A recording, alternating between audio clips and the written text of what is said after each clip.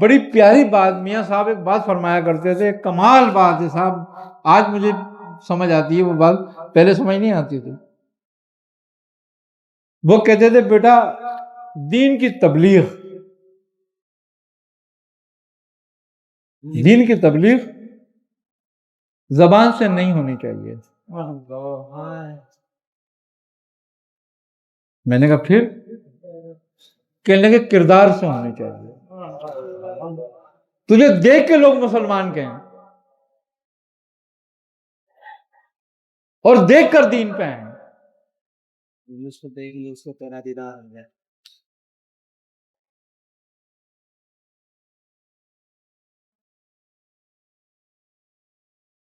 صوفیہ نے کسی کو زبان سے تبلیغ نہیں کری،